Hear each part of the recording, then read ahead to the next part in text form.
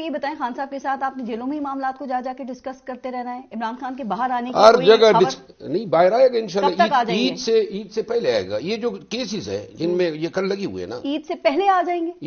ان cases میں عید سے پہلے آئے گا. آپ نے بغیر ثبوت کے مریم نواز کے اوپر اتنا بڑا الزام لگا دیا، جس پہ بیرسٹر عقیل ملک جو ہیں انہوں نے ایف آئی اے میں درخواست دے دی، اور ایف آئی اے نے کہا ہے آپ نے کل جانا ہے ثبوتوں کے ساتھ. تیار ہیں آپ؟ میں اگر آپ نبیل اپنا ملک صاحب اجازت دیتے ہیں تو میں ابھی سناتا ہوں جو کنٹریکٹ جس کو انہوں نے دیا.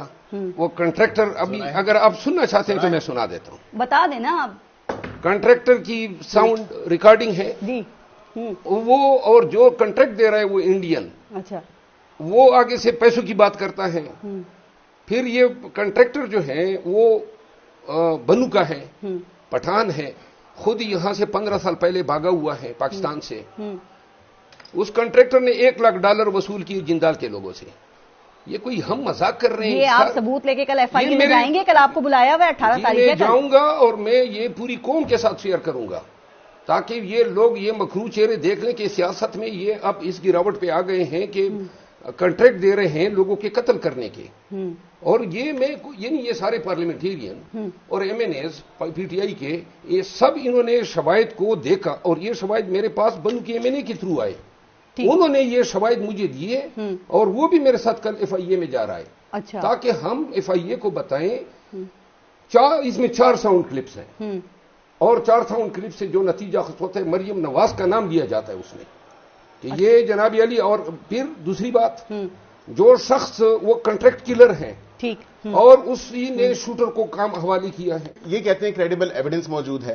اب وہ کریڈیبل ایویڈنس موجود اگر ہے تو یہ ایف آئی اے کے، میں نے تو ان کو فیور کیا ایف آئی اے میں درخواست دے کے. کل ہی یہ سچویشن ہمارا ایک ٹیررسٹ اٹیک ہوا اور ہمارے شہداء جو ہیں اس پہ بھی ان کی سوشل میڈیا ٹیم نے معذرت کے ساتھ، مطلب جس کی جتنی انتہا کی مذمت کی جائے وہ کم ہے، کہ جس طرح انہوں نے ایک ڈرائیو چلائی اور جس طرح مطلب وہاں پہ کفن کے اوپر ان لوگوں نے کیا کیا تصویریں اور کیا کیا وہاں پہ ٹونٹس لکھے. بہت دس از اے ویری شالو. بات کر رہے ہیں وہ بات بہت شرمناک. قطعاً غلط بات ہے کہ پی ٹی آئی جو ہے شہداء کی شہادت پہ کوئی سیاست کر رہی ہے. پاک فوج یہ جو کرنیل اور کپتان اور فوجی شہید ہوئے ہیں مذمت کرتے ہیں. اللہ ان کی مغفرت کریں، ان کے خاندان کو صبر جمیل عطا کریں.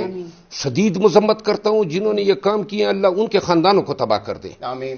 ان کی اپنی پارٹی کے اندر جو لوگ ہیں وہ اس پوری کیمپین پہ تلیں کہ ان کو پارٹی سے، اور یہ میں وقت سے پہلے پیشن گوئی کر رہا ہوں، یہ باہر نکالیں گے ان کو اپنی پارٹی سے.